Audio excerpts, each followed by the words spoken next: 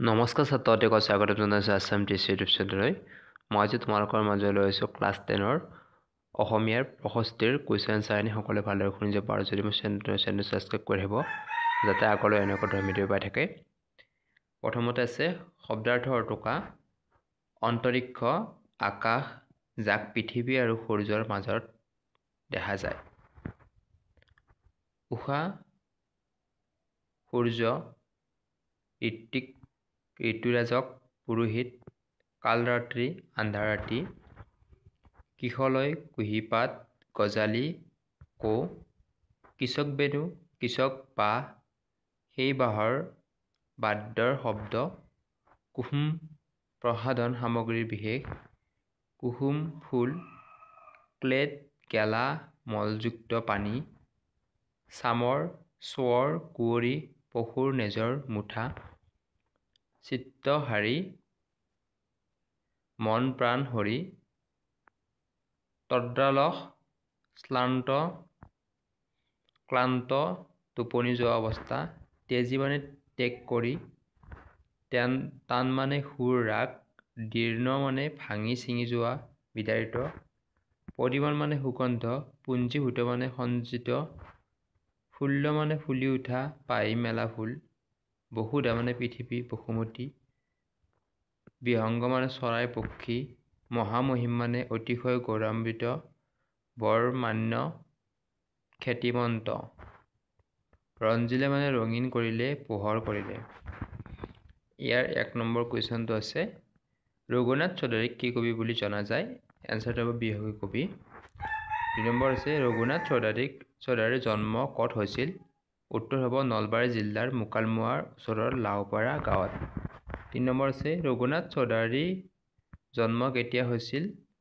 উত্তৰ হ'ব 1879 চনত। 4 নম্বৰ ৰঘুনাথ চৌধুৰীয়ে কোনখন কাকতৰে কবিতা লিখিবলৈ লৈছিল? উত্তৰটো হ'ব জোনাকী কাকতেৰে। 5 নম্বৰ ৰঘুনাথ চৌধুৰীৰ গল্পপুথি দুখনৰ নাম? উত্তৰ হ'ব মনাই বৰাগী আৰু পচতীয়া। 6 নম্বৰ ৰঘুনাথ চৌধুৰীয়ে কেতিয়া ইহলীলা সম্বৰণ কৰে? উত্তৰ হ'ব 1968 চনত। 7 নম্বৰ প্ৰশস্তিৰ অৰ্থ কি? উত্তৰ হ'ব আৰাধনা বা গুণানুকীৰ্তন কৰা। 8 নম্বৰ 8 অৰ্থাৎ প্ৰশস্তি কবিতাটোত কাক অমৃতৰ সন্তান বুলি কোৱা হৈছে? উত্তৰ হ'ব মানুহক কৈছে। 9 নম্বৰ আনন্দত কাৰ প্ৰাণ টলমল হৈছে? উত্তৰ হ'ব চৌদিশে ফুলি থকা ফুলবোৰৰ প্ৰাণ টলমল হৈছে। 10 নম্বৰ প্ৰকৃতিক কোনে সাদৰি আনিলে বুলি কবিয়ে কৈছে? উত্তৰ হ'ব নতুন কুঁহিপাতে। 11 নম্বৰ মন্দিৰৰ উপক্ষিত কি ফুলে প্ৰেম পৰিমল যচা বুলি কৈছে? উত্তৰ হ'ব ৰবাৰ ফুলে। 13 নম্বৰ জল স্থল আৰু ক'ত দেৱতাৰ মহা অভিযান চলিছে? উত্তৰ হ'ব অন্তৰিক্ষত। 14 নম্বৰ মহামহিমৰ গান কিহে গায় বুলি কবিয়ে কৈছে? উত্তৰ হ'ব কৃষক বেণুৱে। 15 নম্বৰ উষাৰ কংকুম ৰাগে ৰঞ্জিত বসুধা কবিতাটিত উষা বুলি কাক কোৱা হৈছে? উত্তৰ হ'ব সূৰ্যৰ কথা কোৱা হৈছে। 2 নম্বৰ ৰঘুনাথ চৌধুৰীক বিহগী কবি বুলি কিয় কোৱা হয়? উত্তৰ হ'ব ৰঘুনাথ চৌধুৰীয়ে চৰাইৰ বিষয়বস্তু হিচাপে লৈ কবিতা লিখিছিল বাবে তেওঁক বিহগী কবি বুলি কোৱা হয়।